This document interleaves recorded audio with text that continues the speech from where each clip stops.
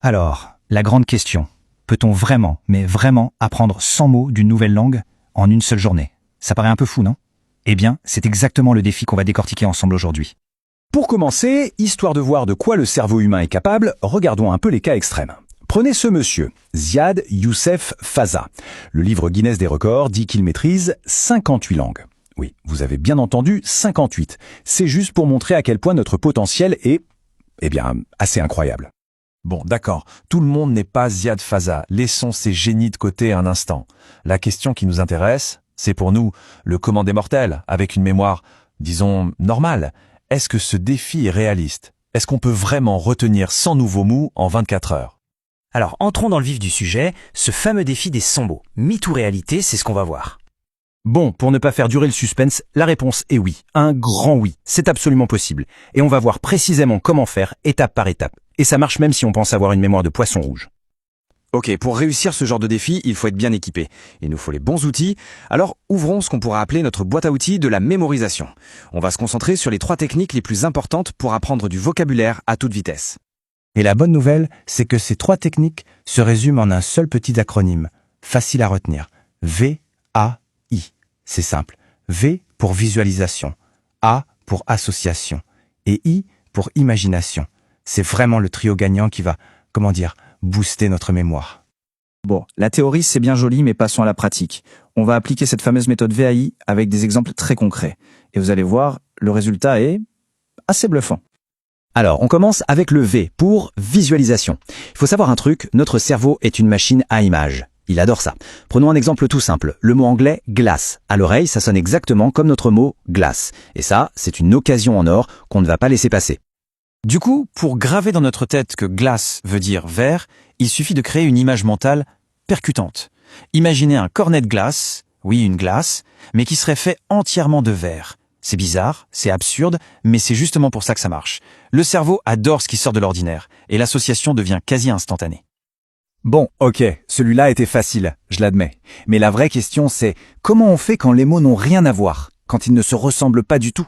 Eh bien, c'est là que nos 2 autres amis, le A et le I, association et imagination, entrent en scène. Et c'est là que la méthode devient vraiment puissante. Allez, on passe à un niveau supérieur. Le défi, le mot anglais sand, qui veut dire sable. Là, tout de suite, il n'y a aucune ressemblance évidente avec un mot français. On est un peu coincé, non? Alors, comment on s'y prend? C'est simple, on va le découper en morceaux. Première étape, on cherche un son qu'on connaît. Dans sand, on entend bien le début. Ça. Deuxième étape, on transforme ce son en image. Ça peut nous faire penser à un sein, par exemple. Oui, on tire un peu par les cheveux, mais c'est le principe. Et troisième étape, la plus importante, on va lier cette image de sein à la signification du mot, donc au sable. Et ça nous donne l'image finale. Le truc, c'est vraiment de connecter les deux. On a l'image du sein pour le son ça, et on la fusionne avec le sens du mot, le sable. Alors on s'imagine un sein, mais pas en pierre ou en bois, un sein fait entièrement de sable, qui s'effrite un peu. Encore une fois, c'est une image étrange, mais du coup, elle reste en tête. Et c'est exactement ce qu'on cherche. Voilà. Avec cette méthode VAI, on a presque l'impression d'avoir un super pouvoir de mémorisation. On se dit que l'affaire est pliée, non? Sauf que, attention, on arrive à un moment clé, un vrai retournement de situation. Du coup, revenons à notre question de départ. Maintenant qu'on a cet outil super puissant, est-ce que cet objectif de 100 mots par jour est enfin réalisable? La réponse, purement technique, est oui. Oui, c'est faisable. En y passant, disons, 2 à 4 heures de travail bien concentré, on peut y arriver. Mais, et c'est un très gros mais, c'est là que tout change. Parce que ce n'est pas parce qu'une chose est possible qu'elle est souhaitable. La question la plus importante n'est pas « peut-on le faire ?», mais plutôt « devrait-on le faire ?» Et la réponse à cette question, c'est non. Un non clair et net. En fait, c'est probablement l'une des pires choses à faire si on veut vraiment apprendre une langue sur le long terme. Mais pourquoi donc ? Tout simplement parce que parler une langue, ce n'est pas une collection de timbres.